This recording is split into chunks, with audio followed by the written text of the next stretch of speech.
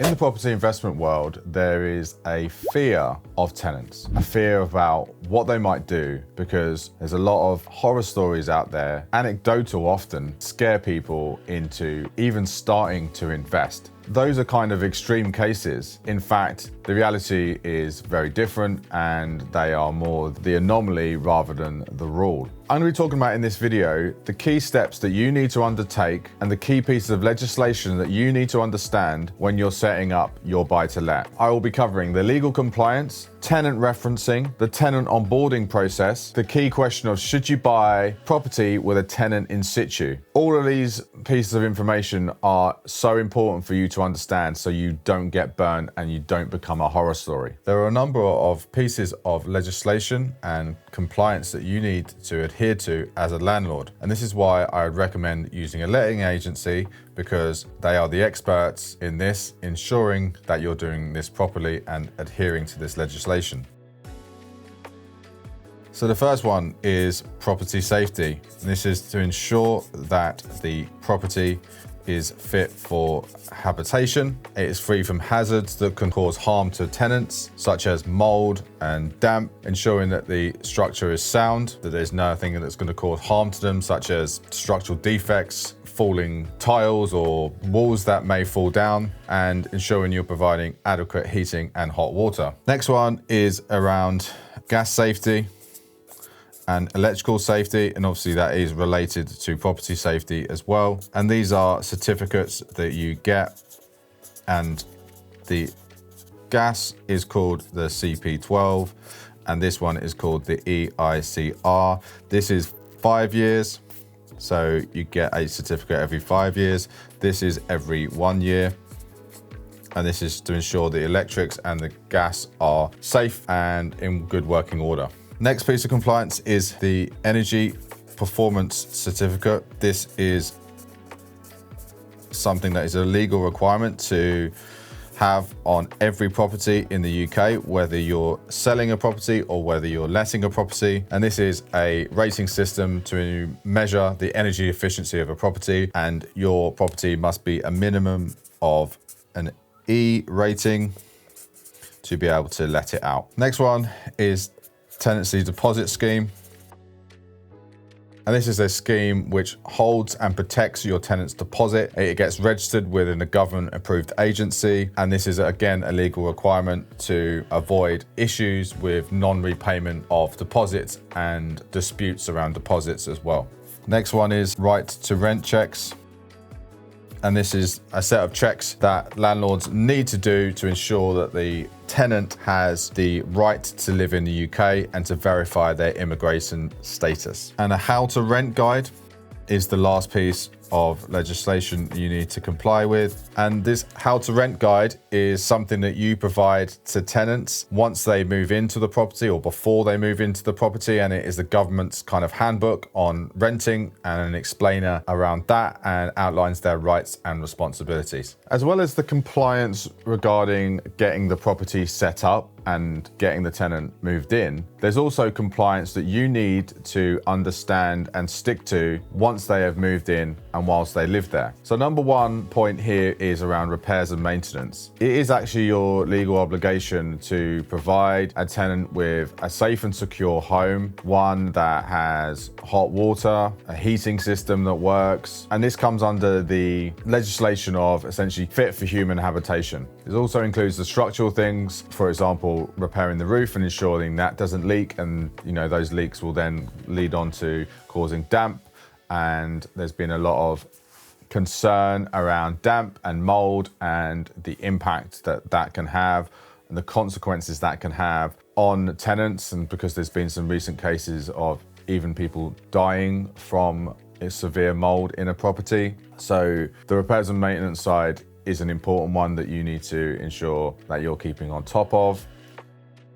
If you want to enter the property as a landlord, you must give the tenant notice. That is, again, a kind of legal requirement. In some ways, very much a moral standpoint as well, it's only fair to give people notice before you enter their home, because at the end of the day, it is actually their home. Point 3, serving notice. If you want to give the tenants notice, there's certain procedures and steps that you need to follow. Again, that's a video for another time. It's quite a complex area, and there's certain steps to follow, and you can find that on the government website. Also, if you want to increase their rent, there's also a way and steps that you need to follow here as well. Some of these points around serving notice and rent increases are often covered in the AST about the agreed procedure with which you would do that. For example, giving 2 months notice. Rent increases may only happen at the end of a contract period or a certain break point in the AST, for example.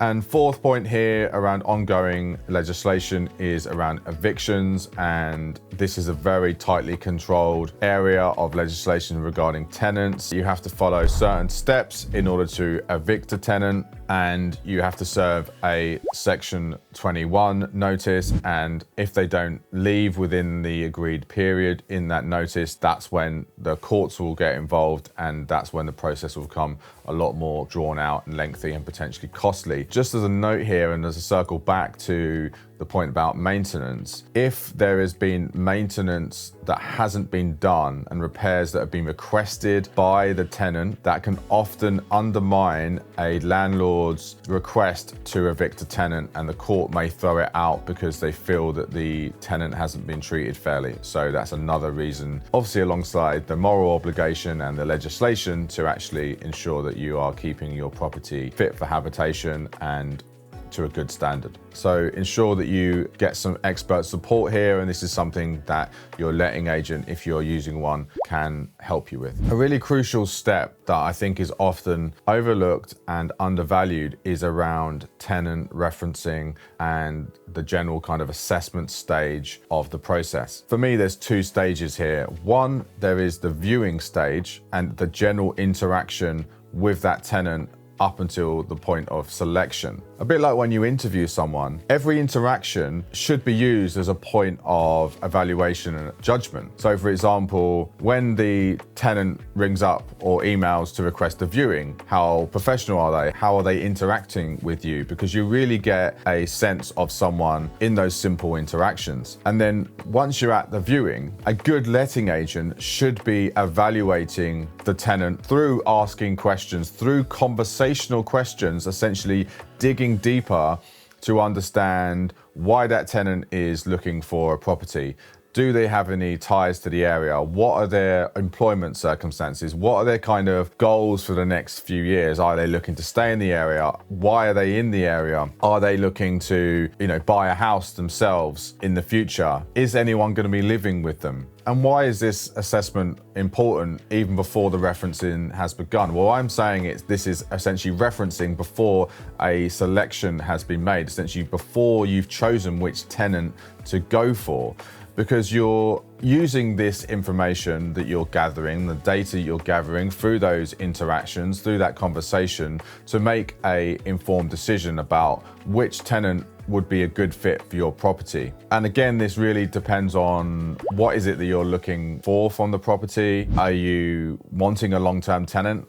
And presumably you are, because most buy-to-let landlords are, but in certain circumstances, it might be, no, I'm only looking for a tenant for a year because, I'm looking to sell the property, for example. But assuming that you are looking for a long-term tenant, you're looking for someone who has ties to the area, who has secure employment, who wants to be in that property and in that area for the longer term, that isn't necessarily looking to buy their own home, that isn't only in a short-term contract in a job, and that does have some ties to the area, does have some reason to stick there for the longer term.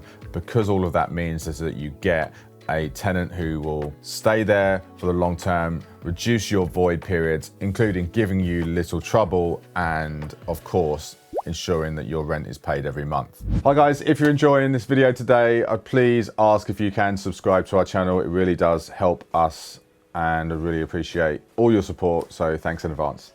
So next stage is tenant referencing once you have made an offer and chosen your tenant. This is the more formal tenant referencing, which is, I suppose, a little bit more standardized across letting agents. This will just be providing a form and a kind of checklist for gathering personal details, employment status, date of birth, bank details, all the kind of standard personal information that you need from a tenant. Next is around identity checks. You need to ensure that that person is who they say they are. So that is around gathering one form of ID. The next stage would be to ensure that the tenant has the right to live in the UK. So this is what is called a right to rent check. And this is all to do with their essentially visa status in the UK. So if they are from the UK originally, you'll need to check about their immigration status and check over their documents and to ensure that they do have the right to live here, and therefore you are legally allowed to let them the property. Because if you fail to meet the rent to right criteria, you're actually breaking the law, and there will be some significant penalties and fines for that. So the next stage in referencing here is around finance checks, and this is when you run a credit report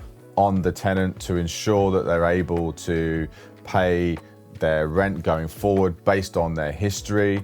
And obviously, if any kind of concerns or issues come up on that should be discussed with the tenant. And if you're using a letting agent, they should be discussing that with you about any concerns that might have been flagged up in that credit report. The next stage is reference checks, and this is where you ask the prospective tenant to provide references, likely one, but can be two if you want to be really robust, for previous landlords to ensure that one, they've paid their rent on time, and two, that their general behaviour was okay and there was no problems. The next will be around guarantor checks. Now, this is only dependent on their sort of employment status and their financial checks and credit report. If there's any concerns about any of that, for example, if they are only on a temporary contract, or if they're like newly kind of employed or newly self-employed, there might be some kind of concerns about whether they're able to pay rent going forward. So you may insist that they have a guarantor who can cover the rental payments if they're unable to pay. So therefore you need to go through similar kind of credit checks with that guarantor as well. And then finally is making that decision, taking all of the information that you've got from the finance checks, from the referencing checks from the landlord, and making the final decision about whether that tenant is actually a good fit and whether there's any concerns about the prospective tenant. Assuming that you've made your decision and everything's okay with the tenant, this is when the contracts get drawn up and everyone needs to sign those contracts. So the contract is called an AST. AST stands for Assured Short Hold Tenancy Agreement. It's essentially a contract between the landlord and the tenant. This AST outlines all the responsibilities of both parties and the rights of both parties, as I said, including the basics like when the rent's due to be paid, the contract length, responsibilities of the landlord around kind of maintenance and repairs, in terms of serving notice, around evictions, about rent increases, but also we'll have responsibilities for the tenant around keeping the property up to a good standard, not making any changes in the property without permission, not keeping any pets potentially, depending on the AST. It's normally quite a lengthy document, but it is a sort of standard document. There's various templates that you could get online, particularly from somewhere like the NRLA, the National Residential Landlord Association. They will have template and ASTs available for its members. And the AST should be signed prior to the tenancy starting, and the first month's rent and potential deposit, if you are taking one, should all be paid before the tenant actually moves in and they are given keys. So now you've understood the importance of tenant referencing and all of the various steps to go through on tenant referencing, and it's definitely not something to shortcut or to skip, and that's why I will always recommend using a letting agent who has experience in doing it, who is able to do those reference checks sufficiently, and using the software and access to those kind of things that they have. If you don't follow those steps, it is very easy to get burnt. But the next kind of question is, should you buy a property with a tenant in situ? And given everything that we've kind of covered today in terms of the importance of referencing, in terms of selecting the tenant, ensuring that they're a good fit. The dangers of buying a property with a tenant in situ is that you haven't actually gone through all of the stages and all the steps that I've mentioned today. So if you are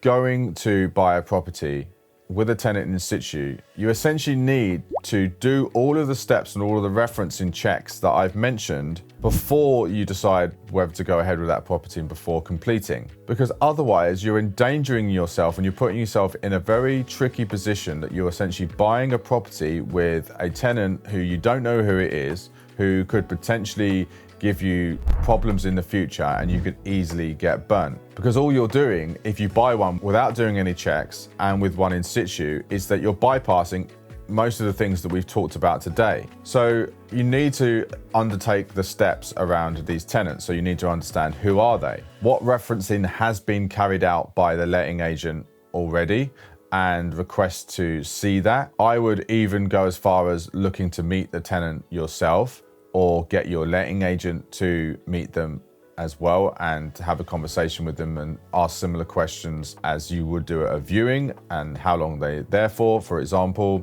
you'd like to also see from the landlord that you're purchasing the property from, you'd want to see the financial records and proof that they have actually paid their rent for however long they've been there and there hasn't been any issues, essentially getting landlord referencing. And also speak to the letting agent, if there is one that is managing the property, to get the lowdown on that tenant. Hopefully have an honest conversation, hopefully off the record, whether there's been any problems with the property, whether there's been any problems with the tenant, whether they are up to date on their rent, because you need to get all of the information to ensure that you're making the right decision. Because the last thing you want is to buy a property with a kind of troublesome tenant that you've assumed is going to be okay, but then turns out to be a challenge and a problem that you're then kind of stuck with. And I'd say the final thing, the final issue on buying a property with a tenant in situ is that often, not all the time, but often, they are normally paying below market rent.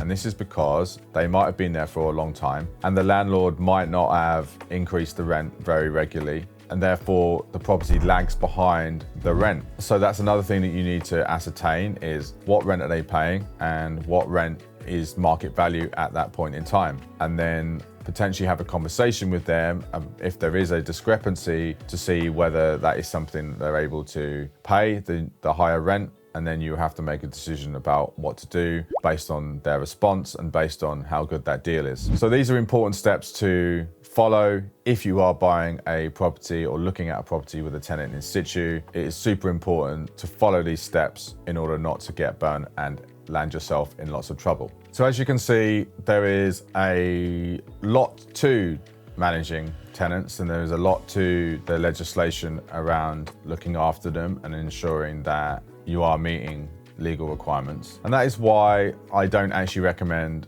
managing the properties yourself, because it's very easy to miss some of these steps, to do things wrong, and then put yourself at risk from essentially a fine or troublesome tenants. So that's why I recommend using a good letting agent, one that you've been recommended from your network, and leaving it to them, leaving it to the experts to do their job, to do all these steps, because they're doing it day in, day out, and they have systems and processes that to follow to ensure that they are meeting legislation. And for example, they are able to keep up with the maintenance because they have a maintenance team on hand, and you wouldn't have that if you were managing the property yourself. So leave it to the experts. That's definitely what I'd recommend in order for you to stay on the right side of the law. Just to emphasize, to take these requirements and pieces of legislation seriously, because the consequences can be pretty severe fines, potentially even imprisonment in the most extreme cases. Ultimately, it is important to carry out all these steps and to ensure that you're carrying out the right due diligence on your tenant, to ensure that you're not going to get yourself burnt and into a really tricky situation where you are becoming one of those horror stories that people share on various Facebook property groups. Thanks for watching today. You know what to do. Please follow the channel. Please like the video. Really appreciate all the support you give. Thanks very much.